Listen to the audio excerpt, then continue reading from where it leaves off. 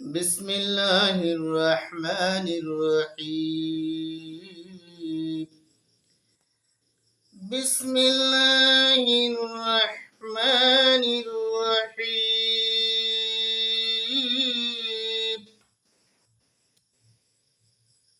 بسم الله الرحمن الرحيم.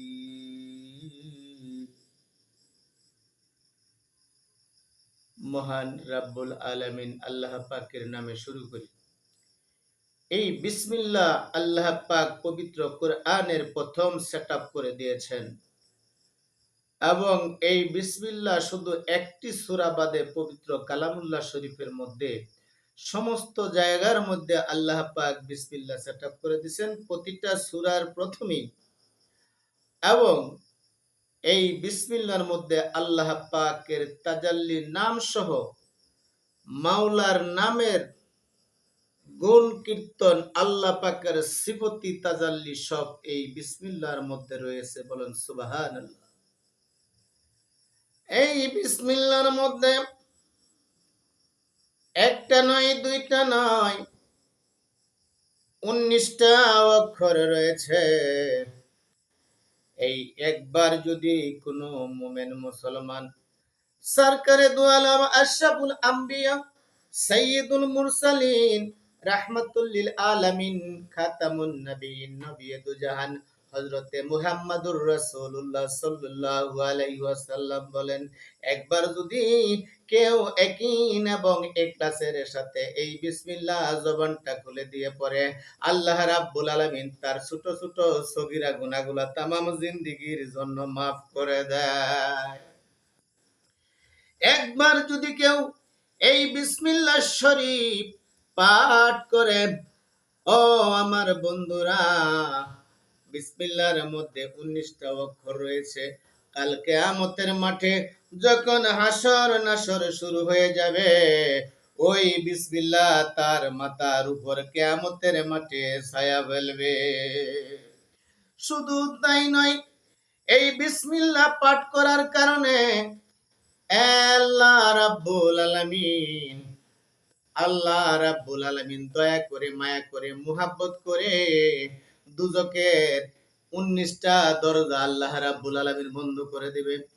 কোন কোন মতবাদে রয়েছে দুজকের মধ্যে অসংখ্য দরজা রয়েছে, আবার বেহেশতের মধ্যেও অসংখ্য দরজা রয়েছে, অনেক জায়গা রয়েছে, অনেক স্থান রয়েছে, অনেক মাকাম রয়েছে, অনেক স্তম্ভ রয়েছে। তার মধ্যে এই বিসমিল্লাহর উসিলায় আল্লাহ রাব্বুল আলামিন জান্নাতের মধ্যে 19টা মাকাম একটা মানুষকে আল্লাহ পাক দান করবে। এই বিসমিল্লাহ বলে যদি কোন মা জননীরা, জিয়ারা, খালারা, ফুপুরা সকাল বেলায় যদি ঘুম থেকে উঠে বিসমিল্লাহর তাসবিহ পাঠ করে তার কর্মময় জীবন শুরু করে দেয়, আল্লাহর হাবিব বলেছে ওই দিনটা ওই লোকটার জন্য অতি সহজ হয়ে যায়। আল্লাহ রাব্বুল আলামিনের রহমতের ফেরেশতারা তার নামে মাগফিরাত কামনা করতে থাকে। তাবলীগ জামাতের প্রতিষ্ঠাতা হযরত মাওলানা ইলিয়াস রহমাতুল্লাহ আলাইহির মা দৈনিক 1900 বার বিসমিল্লাহর তাসবিহ পাঠ করতেন।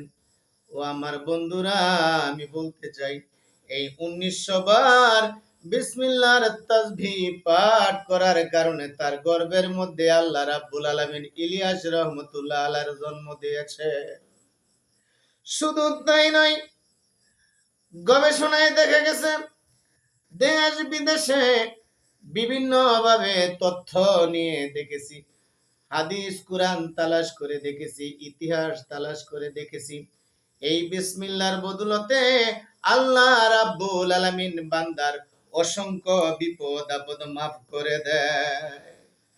কোন কোন মুফাসসিরে কেরাম বলেন সমস্ত কোরআনের মধ্যে যা রয়েছে তা সূরা ফাতিহার মধ্যে রয়েছে, আর সূরা ফাতিহার মধ্যে যা আছে আল্লাহ পাক কুদরতি ভাবে বিসমিল্লাহর মধ্যে সামাই করে দিয়েছে।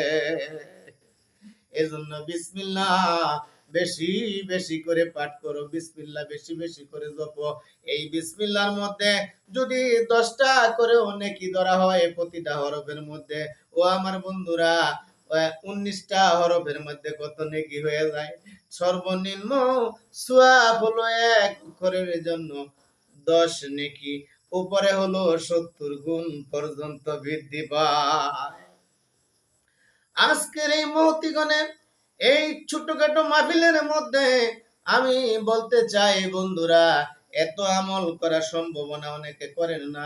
নামাজ রোজা অনেক কমে গেছে মানুষের মধ্যে, ইমান আখলাকও অনেক কমে গেছে।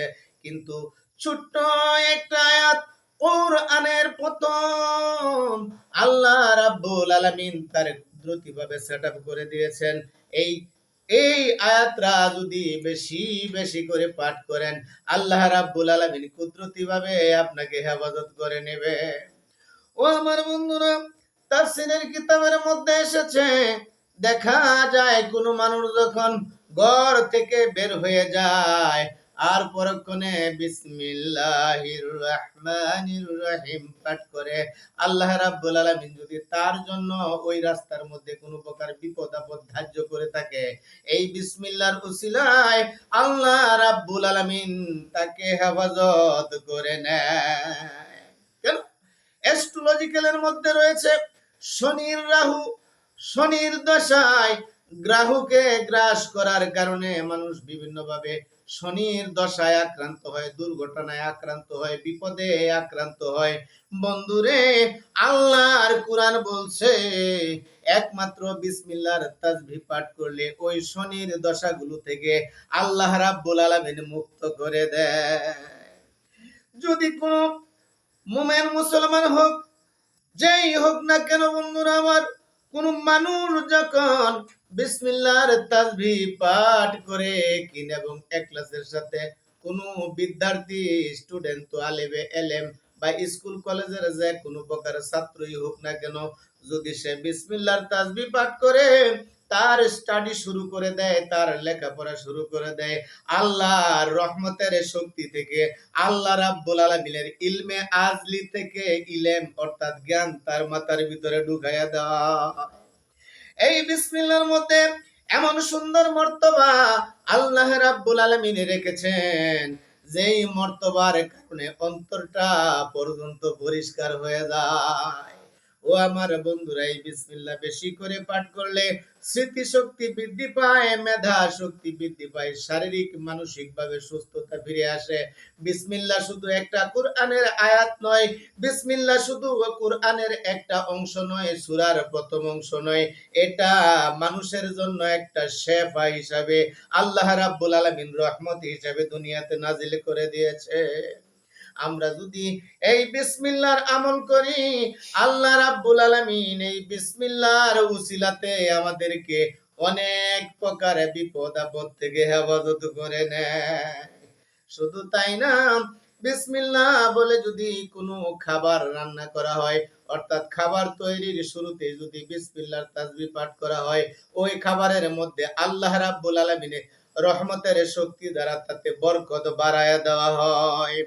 ওই খাবারটা শুদ্ধ হয়ে যায়, ওই খাবারটার মধ্যে রোগ বালাই থাকে না, এমনকি ওই খাবারটা খাওয়ার ফলে মানুষ সুস্থ সুন্দর হয়ে যায়।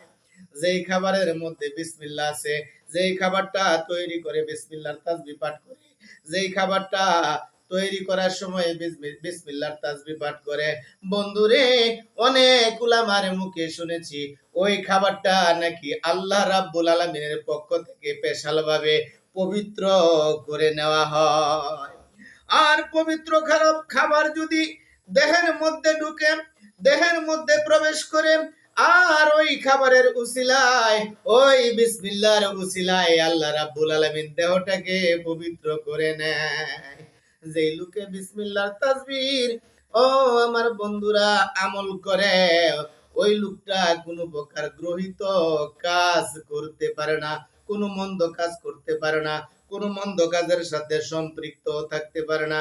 বিসমিল্লাহ এমন একটা মন্ত্র, এমন একটা জাদু এই বিসমিল্লাহর মধ্যে রয়েছে। এই বিসমিল্লাহর উসিলায় একটা মানুষ সর্বদাই পূত পবিত্র রাখা সম্ভব হয়ে যায়।